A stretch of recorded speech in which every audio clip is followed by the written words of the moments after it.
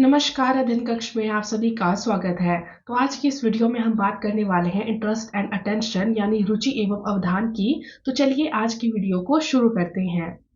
तो यदि हम बात करें इंटरेस्ट और अटेंशन की, तो ये जो दोनों मेंटल प्रोसेसेस हैं, मानसिक प्रक्रियाएं हैं, ये दोनों एक दूसरे से जुड़ी हुई हैं। एक और जो अटेंशन है, ये इंटरेस्ट की बुनियाद है, ठीक है। मतलब कि इंटरेस्ट के लिए अटेंशन की जरूरत होती है, और दूसरी ओर जो इंटरेस्ट है, ये आपका अटेंशन कॉज करता है। मतलब कि इंटरेस्ट की वजह से ही हम किसी चीज पर अटेंशन देते हैं, उस पर हम फोकस करते हैं। तो आपको याद रखना है कि जो इंटरेस्ट है और अटेंशन है यानी रुचि और अवधान है, ये दोनों ही प्रक्रियाएं एक दूसरे से जुड़ी हुई हैं और एक दूसरे को ये प्रभावित करती हैं।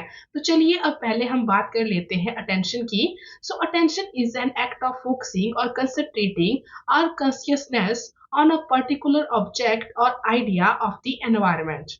तो जो अटेंशन है यानी जो अवधान है, कि किसी पर्टिकुलर ऑब्जेक्ट, पर्टिकुलर आइडिया पर कंसंट्रेट करने का, फोकस करने का। मतलब कि जब हम अपना ध्यान केंद्रित करते हैं, ठीक है, जब हम अपनी चेतना को किसी चीज पर, किसी ऑब्जेक्ट पर, किसी सिचुएशन पर, किसी आइडिया पर हम उसको केंद्रित करते हैं, उस पर फोकस करते हैं, उस पर कॉन्सेंट्रेट करते हैं, तो इस चीज को हम क्या कहते हैं? अटेंशन कहते हैं। अब नेक्स्ट हम अटेंशन के मीनिंग को समझ लेते हैं। तो आपको याद रखना है कि जो अटेंशन शब्द है, इसे लैटिन शब्द अटेंडियर से लिया गया है, और इसका मतलब होता है to turn once mind towards. मतलब कि अपने माइंड को, ठीक है, अपनी चेतना को किसी स्पेसिफिक चीज की तरफ ले जाना, उसकी तरफ फोकस करना, उस चीज को हम क्या कहेंगे? अटेंशन कहते हैं। तो आपको याद रखना है कि जो अटेंशन शब्द है, इसे लैटिन शब्द अटेंडियर से लिया गया है। नेक्स्ट अब हम अटेंशन की कुछ डेफिनेशंस को देख लेते हैं। तो सबसे पहले हम बात करेंगे विलियम जेम्स की। तो जो विलियम जेम्स है, इनके अनुसार जो अटेंशन है, it is necessary for clearness in the consciousness. मतलब कि जो चेतना है, जो कॉन्शियसनेस है, इसमें जो क्लियरनेस है, ठीक है, इस चीज के लिए हमें क्या है? अटेंशन की जरूरत होती है।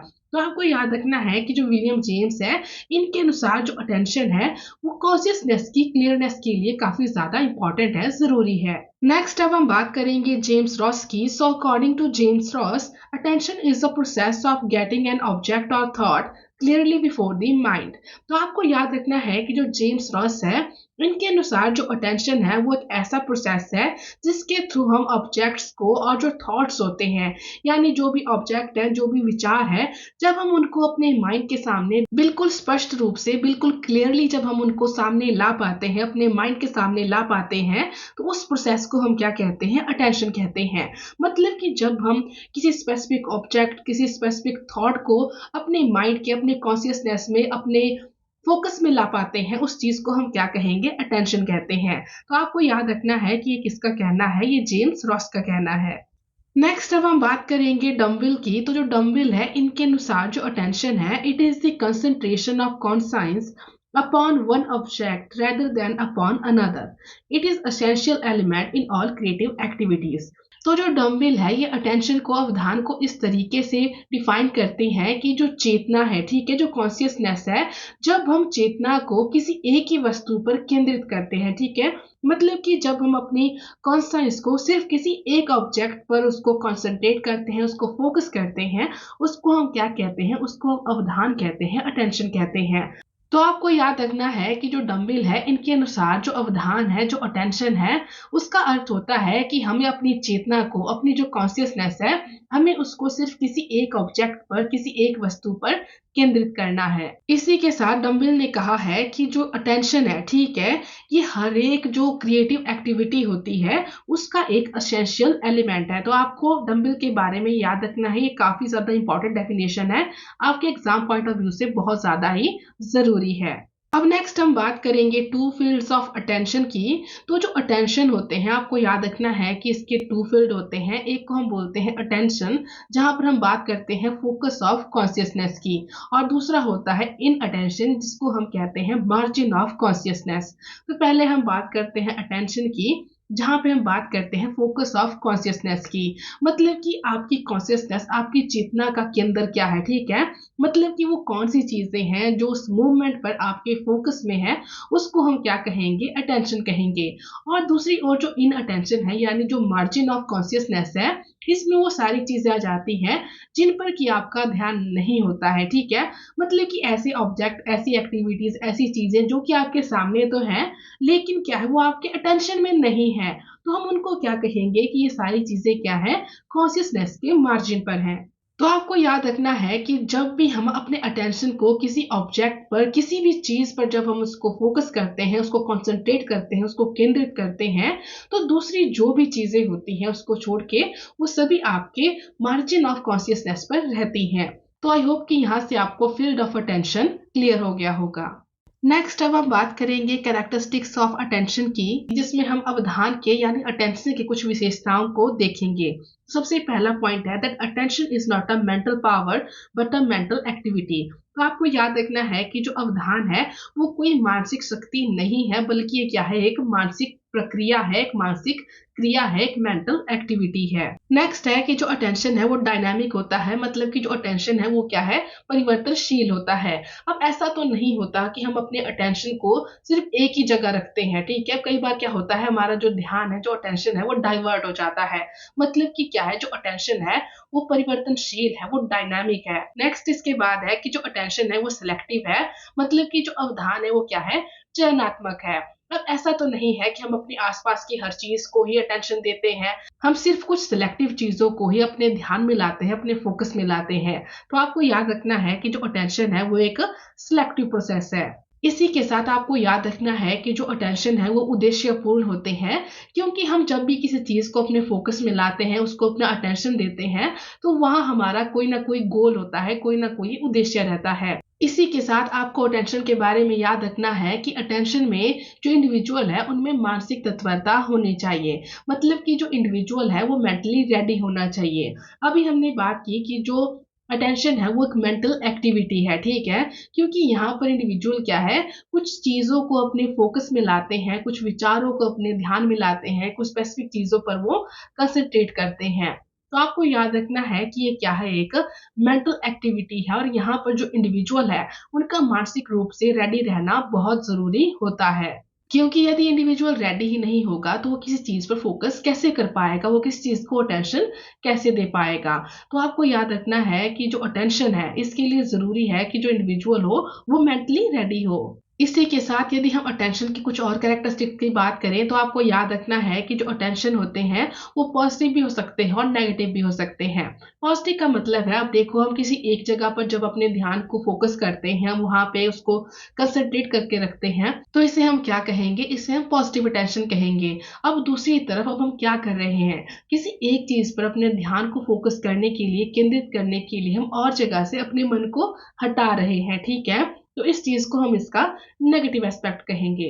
तो आपको याद रखना है कि जो ध्यान है, जो अटेंशन है, जो अवधान है, ये क्या है, पॉजिटिव और नेगेटिव दोनों हो सकते हैं। तो जो मेन कैरेक्टरिस्टिक्स आपको अटेंशन के बारे में याद रखने हैं, वो आपको याद रखना है कि जो अटेंशन है वो एक मेंटल एक्टिविटी है। इसी के साथ आपको याद रखना है कि ये डायनामिक है यानी परिवर्तनशील है, और जो अटेंशन है वो क्या है, एक सिलेक्टिव प्रोसेस है। नेक्स्ट अब हम बात करेंगे टाइप्स ऑफ अटेंशन की, जहां पर हम देखेंगे कि जो अटेंशन यानी अवधान है वो कितने प्रकार के होते हैं। तो यदि हम बात करें तो अटेंशन मुख्य रूप से दो तरह के होते हैं, नॉन वॉलिशनल और वॉलिशनल। जो नॉन वॉलिशनल अटेंशन होता है उसे हम इनवॉलेंटरी अटेंशन भी कहते हैं, और जो वॉलिशनल अटेंशन होता है इसे वॉलेंटरी अटेंशन भी कहते हैं। तो चलिए पहले हम बात करते हैं नॉन वोलिशनल अटेंशन की। तो जैसे कि हमने अभी बात की कि जो नॉन वोलिशनल अटेंशन है इसे हम इनवॉलेंटरी अटेंशन भी कहते हैं, और इसी के साथ आपको याद रखना है कि इस अटेंशन को हम अनविलिंग अटेंशन के नाम से भी जानते हैं, मतलब कि अनैच्छिक अवधान। मतलब कि यहाँ पर जो इंडिविजुअल है उसकी कोई इच्छा, कोई रुचि नहीं होती है उस चीज को करने में। मतलब कि यहाँ पर जो इंडिविजुअल है वो उस चीज पर ध्यान देने की इच्छा तो नहीं रखता है, लेकिन फिर भी उसका ध्यान वहां पर चला जाता है। तो इस तरह के अटेंशन में, इस तरह के अवधान में किसी भी तरह के कॉन्शियस एफर्ट की कोई जरूरत नहीं पड़ती है। मतलब कि यहाँ पर हम किसी भी ऑब्जेक्ट पर अपना ध्यान अपनी इच्छा से नहीं लेके जाते हैं, ठीक है। यहाँ पर हमारी ध्यान देने की कोई इच्छा नहीं होती है, लेकिन फिर भी वो चला जाता है। फॉर एग्जाम्पल जैसे लाउड साउंड हो गया, ब्राइट लाइट हो गई, और फॉर एग्जाम्पल आप पढ़ने बैठे हो और अचानक कोई जोर जोर से गाने लगा दे, तो आपका ध्यान तो वहां पर जाएगा, ठीक है। आपका कोई वहां पे इच्छा नहीं है ध्यान देने की, लेकिन फिर भी आपका ध्यान वहां पर जा रहा है। तो ये क्या है, ये एक तरह का अनैच्छिक अवधान यानी एक तरह का अनविलिंग अटेंशन है, एक तरह का इनवॉलेंट्री अटेंशन है। तो आपको याद रखना है कि उस तरह का अटेंशन जहां पर हम कोई भी कॉन्शियस एफर्ट नहीं कर रहे हैं, मतलब कि जहां पर हम ध्यान देना नहीं चाहते लेकिन फिर भी वहां पर हमारा ध्यान जा रहा है, तो ऐसे अटेंशन को हम क्या कहेंगे, नॉन वॉल्यूशनल अटेंशन कहेंगे। और ये जो ध्यान होते हैं ये आपके जन्मजात, सहज, स्वाभाविक और मूल प्रवृत्ति पर आधारित होते हैं। तो आपको ये नॉन वॉल्यूशनल अटेंशन के बारे में याद रखना है। अब नेक्स्ट हम बात करेंगे वॉल्यूशनल अटेंशन की। तो जो वॉल्यूशनल अटेंशन होते हैं इन्हें हम वॉलेंट्री अटेंशन भी कहते हैं। यहाँ पर हमें जानबूझकर एफर्ट करने पड़ते हैं किसी चीज को, किसी ऑब्जेक्ट को, किसी सिचुएशन को अपने ध्यान में लाने के लिए। मतलब कि ये हमारी इच्छा पर, हमारे इंटरेस्ट पर निर्भर करता है। तो जब भी हम किसी ऑब्जेक्ट को, किसी सिचुएशन को, किसी एक्टिविटी को अपने ध्यान में लाते हैं, ठीक है, जानबूझकर हम उसको अपने ध्यान में लाते हैं, उस पर फोकस करते हैं, अपनी चेतना को वहां पर केंद्रित करते हैं, तो उसको हम क्या कहते हैं, वॉल्यूशनल अटेंशन कहते हैं। अब फॉर एग्जाम्पल जैसे कि कोई डिफिकल्ट असाइनमेंट हो गया। अब ऐसा हो सकता है कि आपका मन ना हो लेकिन फिर भी आपको जानबूझकर अपने ध्यान को यहाँ पर केंद्रित करना होगा, अपना फोकस यहाँ पे लाना होगा, क्योंकि जो असाइनमेंट है वो आपके लिए काफी ज्यादा इंपॉर्टेंट रोल प्ले करती है। तो ऐसी सिचुएशन में हम जो ध्यान लगा रहे हैं उसको हम क्या कहेंगे, वॉल्यूशनल अटेंशन कहेंगे। और इसी के साथ आपको वॉल्यूशनल अटेंशन यानी जो ऐच्छिक अवधान है इसके बारे में आपको याद रखना है कि ये उद्देश्य पर आधारित होते हैं, गोल ओरिएंटेड होते हैं। नेक्स्ट अब हम इसके सब टाइप्स को डिस्कस कर लेते हैं। तो पहले हम बात करेंगे नॉन वॉल्यूशनल अटेंशन की।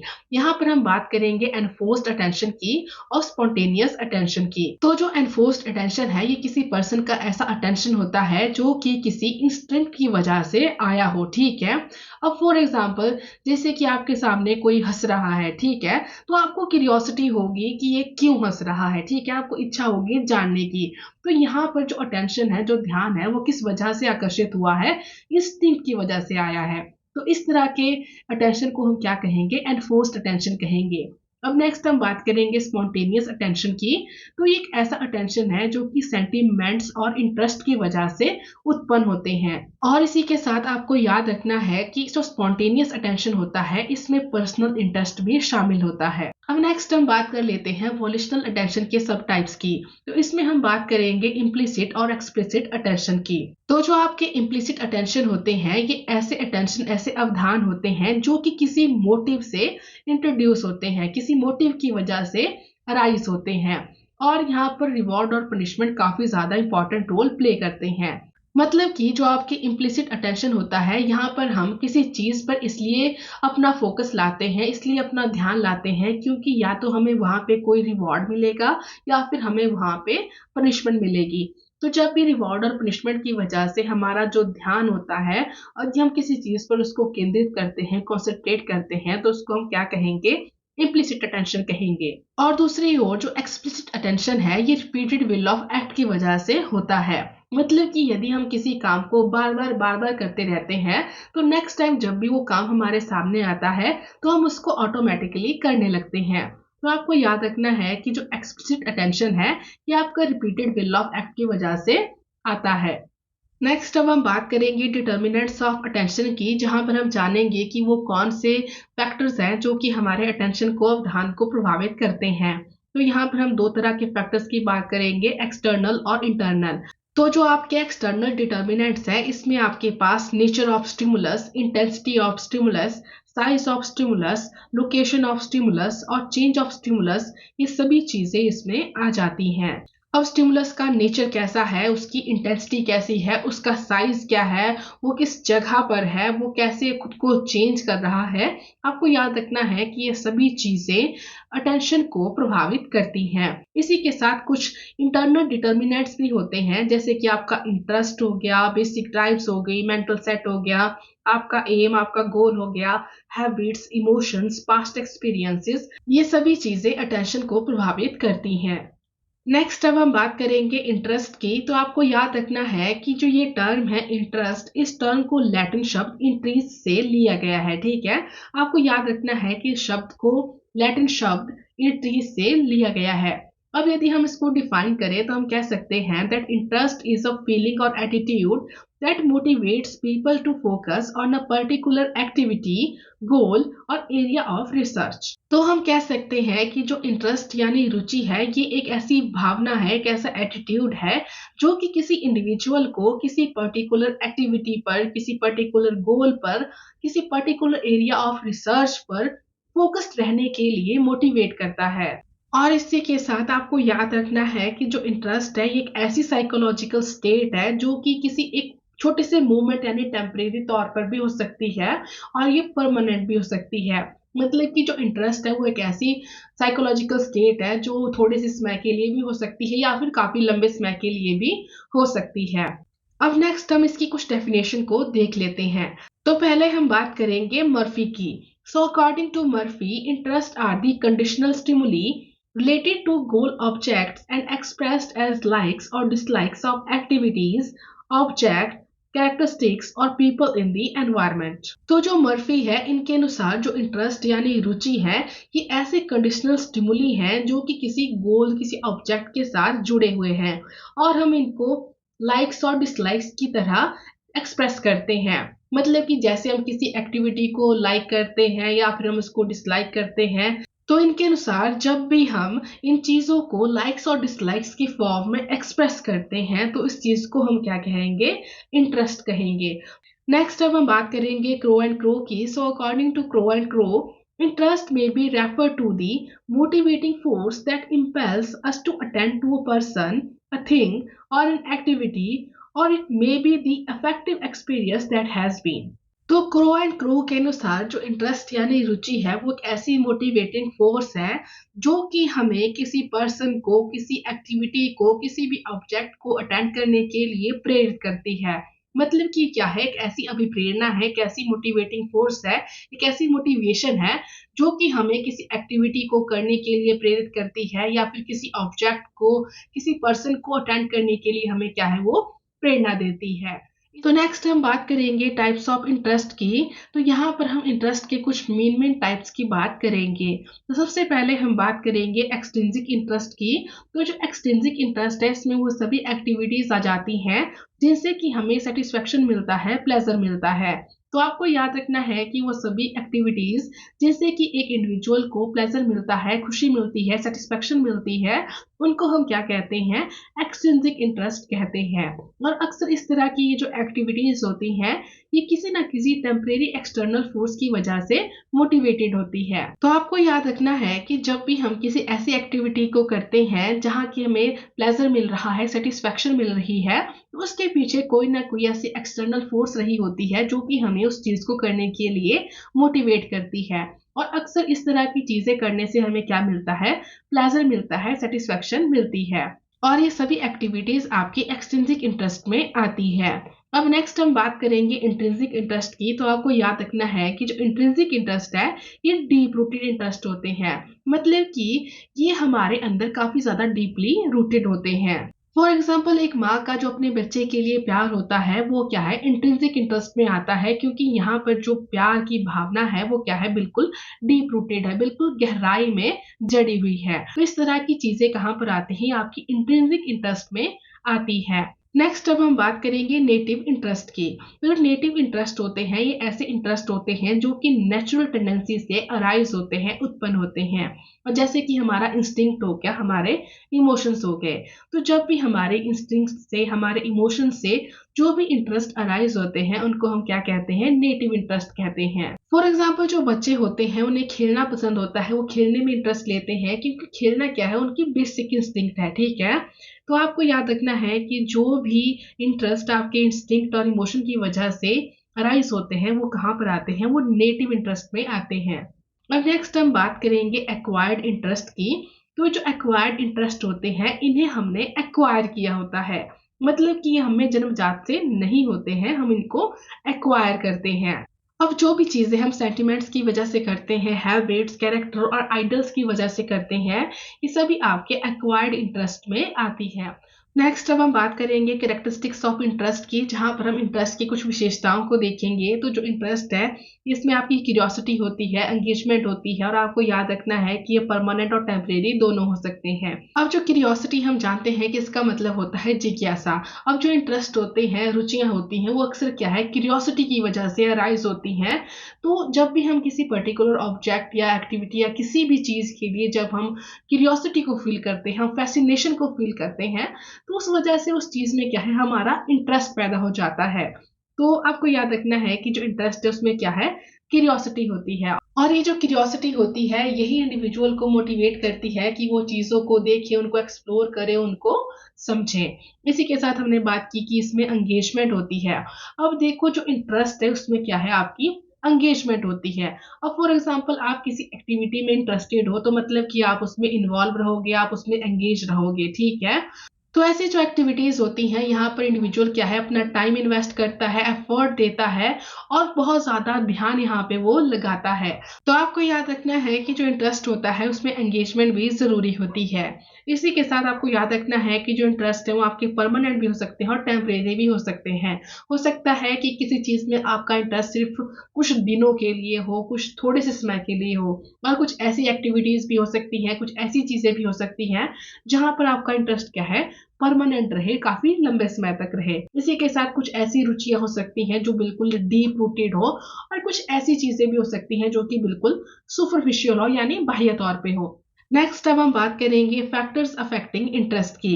तो यहाँ पर हम देखेंगे कि वो कौन से फैक्टर हैं जो कि इंटरेस्ट को प्रभावित करते हैं। सबसे पहले हम बात करेंगे पर्सनल रेलेवेंस की। तो हम देखते हैं कि अक्सर जो इंटरेस्ट है वो इंडिविजुअल के पर्सनल एक्सपीरियंसेस, उसकी वैल्यूज, उसके बिलीव्स और आइडेंटिटी से प्रभावित होते हैं। तो इंडिविजुअल अक्सर उन एक्टिविटी में खुद को एंगेज करते हैं जो कि उनकी पर्सनैलिटी, उनकी आइडेंटिटी, उनके गोल से मैच करते हैं। तो आपको याद रखना है कि इंडिविजुअल अक्सर उन एक्टिविटी में ज्यादा एंगेज रहता है जो कि उसको उसके लिए रेलेवेंट लगती है। नेक्स्ट अब हम बात करेंगे प्रायर नॉलेज एंड एक्सपीरियंस। तो इंडिविजुअल की जो पहले की नॉलेज होती है, जो एग्जिस्टिंग नॉलेज है, स्किल्स है, एक्सपीरियंसेस हैं, वो अक्सर क्या है, इंडिविजुअल के इंटरेस्ट को इन्फ्लुएंस करती है, ठीक है। मतलब कि ये क्या करती है, इंडिविजुअल की जो अंडरस्टैंडिंग है, उसकी जो परसेप्शन है डिफरेंट ऑब्जेक्ट को लेके, सब्जेक्ट्स को लेके, एक्टिविटीज को लेके, वो क्या है, उससे प्रभावित होती है। तो आपको याद रखना है कि इंडिविजुअल की जो प्रायर नॉलेज है, जो उसके एक्सपीरियंसेस हैं, ये सभी चीजें इंडिविजुअल के इंटरेस्ट को प्रभावित करती है। अगर कोई ऐसी एक्टिविटी होगी जिसके बारे में कि इंडिविजुअल को पहले से पता होगा, तो वहां पर क्या है, इंडिविजुअल का इंटरेस्ट एकदम से बढ़ जाता है। और यदि कोई ऐसी एक्टिविटी होती है जिसके बारे में इंडिविजुअल को ज्यादा नॉलेज नहीं होती है, तो वहां पर देखा जाता है कि जो इंडिविजुअल है उसका इंटरेस्ट क्या है, कम हो जाता है। नेक्स्ट अब हम बात करेंगे सोशल इन्फ्लुएंसेस की। तो आपको याद रखना है कि जो सोसाइटी है, ठीक है, ये भी हमारे इंटरेस्ट को प्रभावित करती है। अब हम अपने पीयर्स के साथ, फैमिली मेंबर्स के साथ, टीचर, मेंटर्स, मीडिया, हर चीज के साथ हम क्या है, इंटरेक्ट करते हैं। तो ये चीजें क्या है, कहीं ना कहीं ये हमारे इंटरेस्ट को प्रभावित करती है, उसमें नए आइडियाज, नए एक्सपीरियंसेस को वो लाती है। नेक्स्ट अब हम बात करेंगे इमोशनल एंगेजमेंट की। अब जो क्यूरियोसिटी, एक्साइटमेंट, एंजॉयमेंट और सेटिस्फैक्शन जैसे ये जो इमोशनल फैक्टर होते हैं, ये भी हमारे इंटरेस्ट को प्रभावित करते हैं। अब ऐसी जो एक्टिविटीज होती हैं जहाँ पॉजिटिव इमोशन जुड़े होते हैं, ठीक है, मतलब कि जो हमें इंटरेस्टिंग लगती है, जहाँ हमें मजा आता है, हमें खुशी मिलती है, तो हम उन एक्टिविटीज में एंगेज रहना पसंद करते हैं। तो आपको याद रखना है कि जो इमोशनल एंगेजमेंट है, ये भी कहीं ना कहीं हमारे इंटरेस्ट को प्रभावित करती हैं। इसके बाद नेक्स्ट है नोवेलिटी एंड वैरायटी। नोवेलिटी और वैरायटी का मतलब है कि जब हमें चीजों में कुछ नया मिलता है, वैरायटी मिलती है, तो ये क्या है, हमारी क्यूरियोसिटी को, हमारी एक्सप्लोरेशन को ये क्या है, स्टिमुलेट करती है। क्योंकि हमें क्या है, क्यूरियोसिटी की भावना रहती है कि हमें नई चीजें एक्सप्लोर करनी है, हमें हर चीज में क्या है, वैरायटी चाहिए होती है, नए एक्सपीरियंस चाहिए होते हैं, चैलेंज चाहिए होते हैं। तो ये सभी चीजें भी हमारे इंटरेस्ट को प्रभावित करती हैं। लास्ट हमारे पास है एक्सेसिबिलिटी एंड रिसोर्सेज।